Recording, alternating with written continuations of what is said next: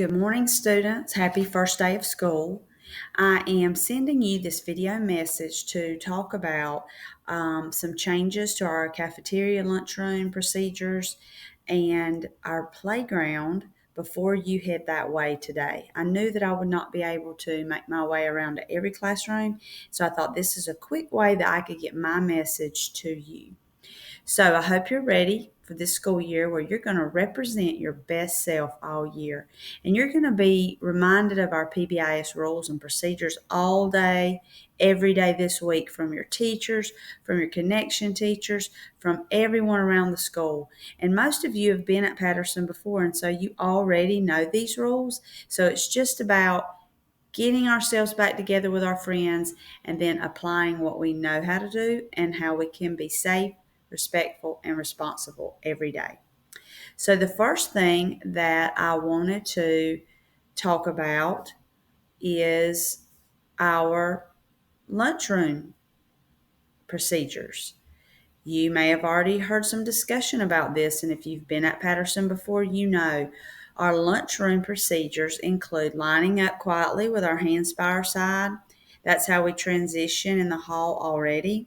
Using good manners at lunch, only working off of our tray, not grabbing other people's food, using nice, quiet conversations, cleaning up after ourselves. And if someone needs to get your attention, they do the hand clap and you clap back, respond, and go silent.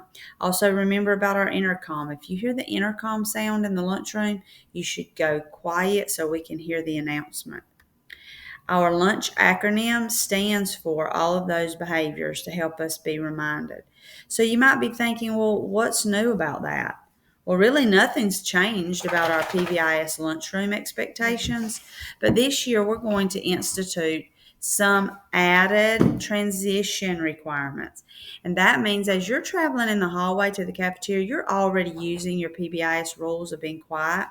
This is going to extend into the lunch line as we're selecting our milk and our food choices. We need to be focused on that and not talking with our neighbor or playing or pushing or romping around in the line. Sometimes you have to stand for a minute in front of the glass window areas before you get your tray.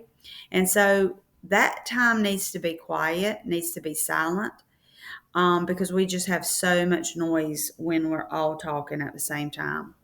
This is going to help us control that noise.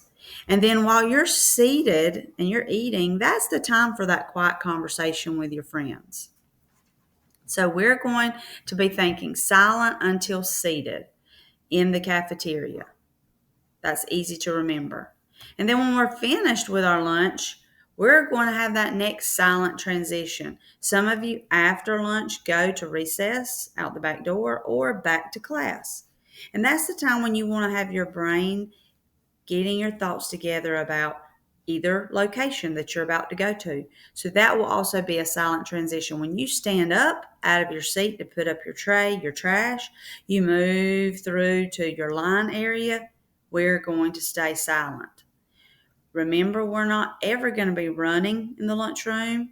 When we're even after we put our trash away and we look and see our line is moving, we're still going to walk.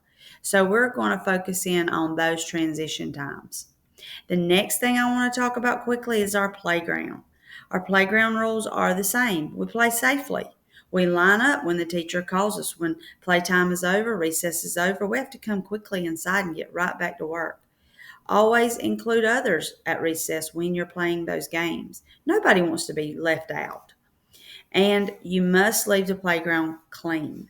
Some of you will be taking your snack outside, your second chance breakfast, whatever they call it. You must put that trash in the trash can. We don't want any litter on our playground.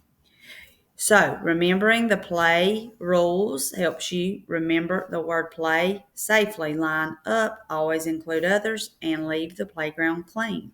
So, again, what's new about that? Well, nothing's new about that, but let me show you what is new.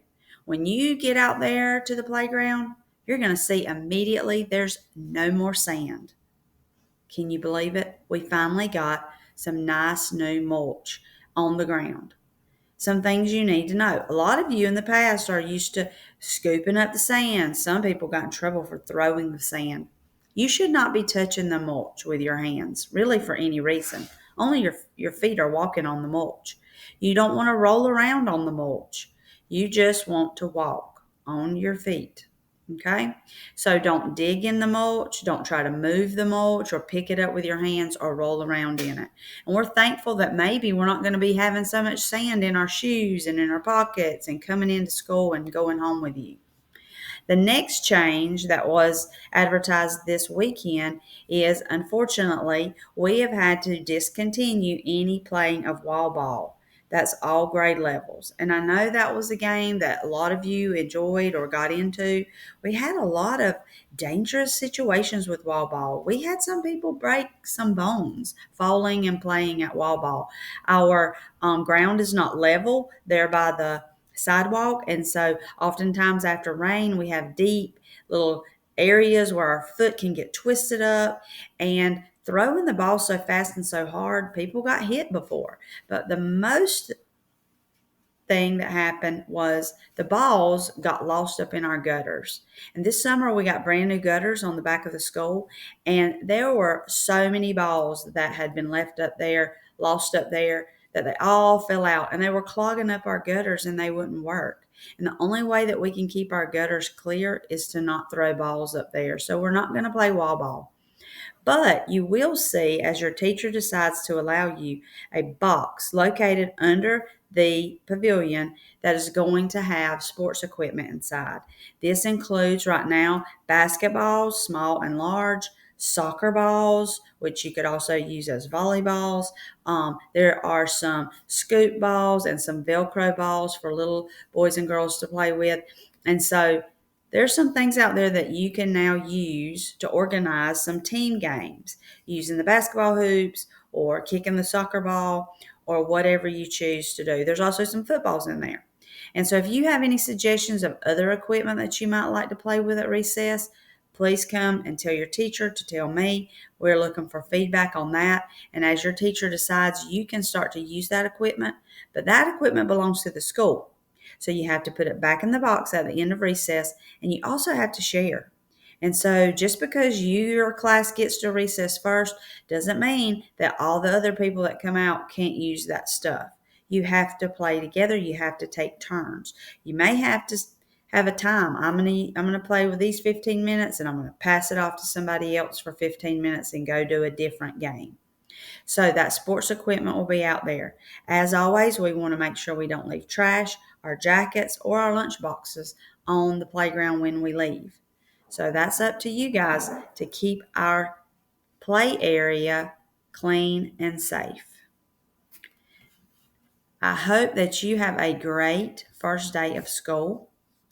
I hope that you are excited to be back and see your friends and see your teachers and get to learning. And I hope you enjoy your lunchtime and your playground time following our safe rules. I'll see you soon.